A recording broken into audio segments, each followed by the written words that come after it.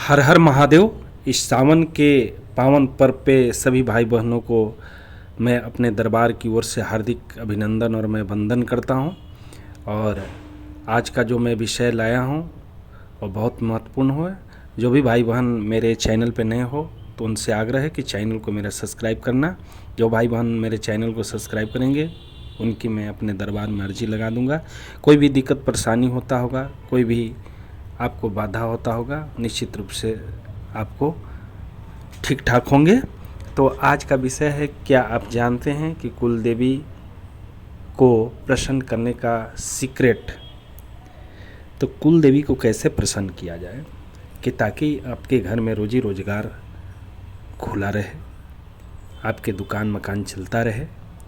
तो इस बिंदु पे आज हम विस्तार रूप से चर्चा करेंगे। जो भी भाई बहन नए होंगे इस वीडियो को अंत तक सुनना और चिंतन मंथन करना ताकि आपको भी समझ में आ जाए। आप कमाते बहुत हो लेकिन पैसा रुकता नहीं है। आप मेहनत खूब करते हो लेकिन पैसा नहीं कमा पाते हो। बच्चे को खूब अच्छे अच्छे स्कूल में भेजते हो लेकिन तुम्हारे बच्चे नहीं पढ़ पाते हैं। आप हमेशा अच्छा प्रयास करते हो लेकिन आपका बुरा ही हो जाता है। तो ये क्यों होता है, कारण क्या है? इस कारण को समझने के लिए इस वीडियो को आप अंत तक देखना ताकि पूर्ण जानकारी आपको मिल सके। दोस्तों मित्रों, मैं बार बार आप सभी भाई बहनों को एक से एक बढ़ के आपको वीडियो हमेशा डाल रहा हूँ ताकि हमारे भाई बहन इस वीडियो को सुने, समझें और अमल करें। अगर इतना बताने के बाद भी कोई अगर ना समझे तो मैं समझता हूँ कि उसकी किस्मत खराब हो सकती है। अगर किस्मत को बनाना है तो एक बार ज़रूर जो मैं बात बना रहा हूँ इसको चिंतन मंथन करके देखना। निश्चित रूप से तुमको समझ में आएगा कि मैं जो बात मैं बता रहा हूँ बिल्कुल सटीक है। तो आज का सीक्रेट मैं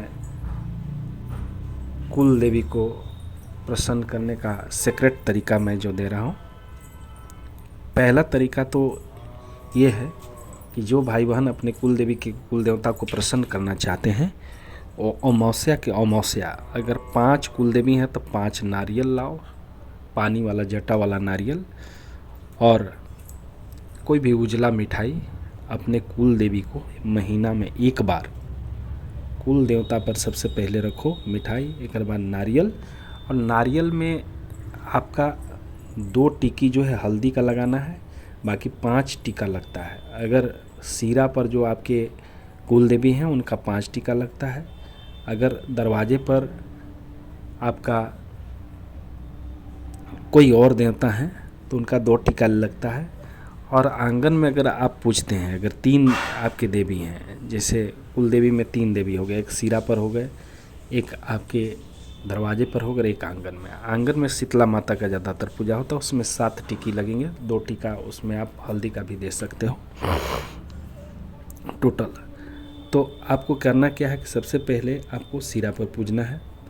तो सिरा पर एक नारियल लाओ और 3 टिकी आपको लाल सिंदूर, जो हनुमान जी वाला सिंदूर आता है उसका टिकी लगाओ और 2 हल्दी का लगाओ। और अपने कुल देवी को भाव से उनको याद करते हुए बोलना है कि हे कुल देवी, हे कुल देवता, मेरे पर सदा सदा कृपा बनाइए और इस भोग को स्वीकार कीजिए। वहाँ पे एक नारियल रख देना है। इसके बाद उजला मिठाई में कोई भी बतासा आ सकता है, या तो पेड़ा आ सकता है, या तो थोड़ा खीर भी रख सकते हो जो चीनी से बना हुआ है, क्योंकि कुल देवी का प्रसाद उजला होता है। तो और 2 लौंग दे सकते हो, 2 लौंग दे के और 5 अगरबत्ती लगा के एक घी का दीपक उनको जलाना है। दीपक के नीचे हल्दी से रंगा हुआ अक्षत रख कर और प्रणाम करना है प्रत्येक अमावस्या के दिन, और बोलना है कुल देवी कुल देवता मेरे पर सदा सदा कृपा बनाइए। ऐसा करके साष्टांग नमस्कार करना है। अब आप दरवाजे पर जो होते हैं गोरिया ज़्यादातर होते हैं, तो गोरिया का 2 टीका लगाना है और इनको भी नारियल में 1 टीका सिंदूर का रहेगा, एक टीका हल्दी का रहेगा। और यहाँ पर भी मिठाई उजला दे सकते हो, उजला मिठाई दो, 2 लौंग दे दो इनको भी। और इनको भी यही बोलो कि एक दीपक जरूर लगाना, घी का के दीपक लगाना और बोलना हे कुलदेवी कुल देवता ये रहते हैं, गोरैया तो देवता ही रहते हैं। हे देवता मेरे पर सदा कृपा बनाई, मेरी रोजी रोजगार में सफलता दी। ऐसे बोल के साष्टांग नमस्कार करके सभी घर में जितने भी है सबको नमस्कार कर सकते हो। अब तीसरा का जो सेक्रेट मैं दे रहा हूँ वो है शीतला माता। जिनके घर में पूजाता होगा, चाहे नहीं भी पूजाता होगा, तो आप आंगन में थोड़ा सा, आंगन में जहाँ पे हो उसको थोड़ा शुद्ध कर लो, लीप लो। और लिपने के बाद उसमें 7 टिक्की लगाओ, जिसमें आपका 5 गो टिक्की लगेगा सिंदूर का और 2 लगेगा हल्दी का। इसके बाद वहाँ पर भी एक नारियल रखो, 7 गो टिक्की लगाकर, जटा वाला पानी वाला नारियल, और 7 गो मिठाई रखो, 7 बतासा पर 2 गो लौंग रख दो। और एक घी का दीपक लगाओ, हे बोलो कि हे शीतला माँ, हे मेरी कुल देवी, मेरे पर प्रसन्न होइए, मेरे बाल बच्चों पर प्रसन्न होइए और मेरे घर में सदा सदा कृपा बनाइए। और एक घी का दीपक अक्षत पीला सरसों पीला हल्दी से रंगा हुआ अक्षत रख के, और यहाँ पे भी गोड़ लाकर साष्टांग नमस्कार करके, और सब कोई फिर साष्टांग नमस्कार करके, और यहाँ पे आप चाहें तो हवन भी कर सकते हैं। अगर हवन आप करना चाहते हैं तो हवन भी कर सकते हैं। यदि सक्षम नहीं है, हवन नहीं करना चाहते हैं, तो कोई बात नहीं। इतना ही, अगर प्रत्येक अमावस्या महीने में 1 बार अमावस्या आता है, अरे महीने में 1 बार पूर्णिमा आता है, सॉरी, तो आप पूर्णिमा अगर ऐसा करना चालू करते हैं तो निश्चित रूप से आपके जीवन में एक सफलता आएगा, निश्चित रूप से आपके कार्य बनना चालू होंगे, निश्चित रूप से आप आगे बढ़ना चालू हो जाओगे और घर में आपका बरकत आना चालू हो जाएगा, आपके बच्चे पढ़ना चालू कर देंगे। ये एक बार में प्रक्रिया नहीं दिखाई देगा, क्योंकि इसके लिए आपको कुछ समय लगेंगे।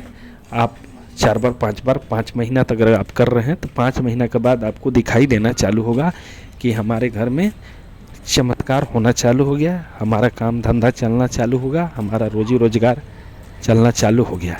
ऐसे आपको दिखाई देंगे। तो जो भी भाई बहन मेरे वीडियो को सुन रहे हो, उनसे निवेदन है कि मेरे चैनल को सब्सक्राइब करना, लाइक करना और 2 4 5 लोगों तक शेयर करना, ताकि ये जानकारी और भाई बहनों तक चला जाए। क्योंकि जाने में बहुत सारे भाई बहन दुखी होते हैं, उनको पता नहीं होता है क्या करें क्या नहीं करें। कितने तो बोलते हैं कि मैं पूरा हार गया कमाते कमाते, लेकिन मेरे पास कुछ पैसे नहीं आ रहे हैं। तो नहीं पैसा आने का कारण यही सब है। इस पे विचार करो, इस पे चिंतन मंथन करो, और निश्चित रूप से आपको यहाँ से आपको कोई न कोई रास्ता खुलता हुआ दिखाई देगा। आपके जीवन में परिवर्तन आएगा, आपके घर में बरकत होना चालू हो जाएंगे, और आपके घर में सब पीसफुल होना चालू हो जाएगा। ये उपाय करके ज़रूर देखना, निश्चित रूप से आपको सफलता मिलेंगे, निश्चित रूप से आपको फ़ायदा आएंगे। तो आज का वीडियो बस इतना ही। बहुत बहुत धन्यवाद, बहुत बहुत धन्यवाद, बहुत बहुत धन्यवाद।